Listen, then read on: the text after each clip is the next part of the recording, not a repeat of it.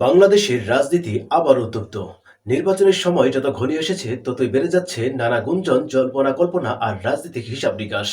ঠিক এমনই এক মুহূর্তে জাতীয় প্রেস ক্লাবে আয়োজিত ১২ দলীয় জোটের আয়োজনা সভায় গণ অধিকার পরিষদের সভাপতি নুরুল হক নূর দিয়েছেন এমন কিছু বক্তব্য যা রাজনীতির অঙ্গনে এক নতুন করে আলোচনা জন্ম দিয়েছে। নূর বলছেন, নির্বাচন নিয়ে যত দেরি হবে ততই ষড়যন্ত্র বাড়বে, কারণ কেউ কেউ ইচ্ছাকৃতভাবে নির্বাচন পেছাতে যাচ্ছে।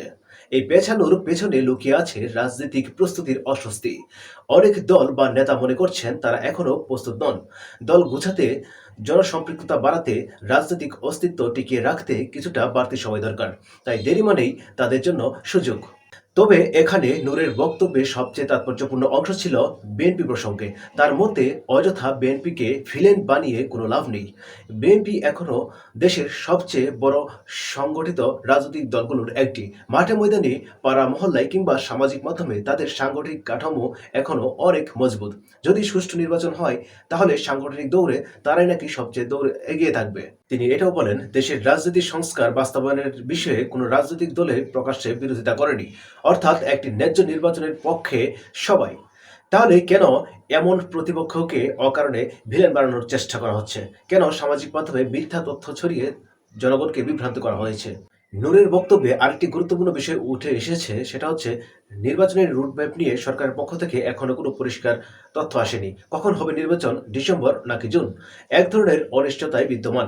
অথচ এই অনিশ্চয়তা থেকেই জন্ম নিচ্ছে বিভ্রান্তি, গুজব এবং ষড়যন্ত্র। এছাড়া সাম্প্রতিক সময়ে আরেকটি আলোচিত ইস্যু নোবেলজয়ী অর্থবিদ ডক্টর ইউনূসকে ঘিরেও মন্তব্য করেন নূর। তার মতে, কোনো রাজনৈতিক দল ডক্টর ইউনূসের পদত্যাগের দাবিতে কোনো সোচ্চার হয়নি, বরং সবাই বলছে বর্তমান পরিস্থিতিকে ঘিরে যে ধরনের রাজনৈতিক পরিকল্পনা তাতে বড় ধরনের ষড়যন্ত্র চলছে।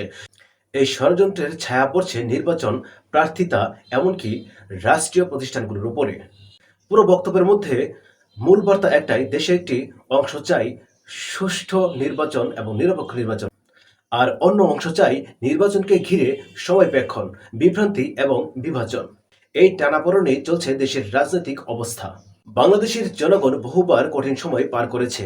শেষ কথা হচ্ছে, রাজনৈতিক ভিন্নমত থাকতেই পারে, কিন্তু সবার উপরে থাকতে হবে দেশের স্বার্থ, জনগণের স্বার্থ আর জনগণের আস্থা ও নিরাপত্তার বিষয়টি। কারণ একবার আস্থা ভেঙে গেলে তা ফিরিয়ে আনতে সময় লাগে, প্রজন্ম লেগে যায়। এখন ঠিক সময় সিদ্ধান্ত নেওয়ার। আপনার মতামত দিন কমেন্টে এবং আমাদের ফেসবুক পেজটি ফলো করুন এবং আমাদের ইউটিউব চ্যানেলটি সাবস্ক্রাইব করুন। আর এরকম দায়িত্বশীল কণ্ঠস্বরের পাশে থাকবেন সবসময়, ইনশাল্লাহ। ধন্যবাদ সবাইকে। আসসালামু আলাইকুম।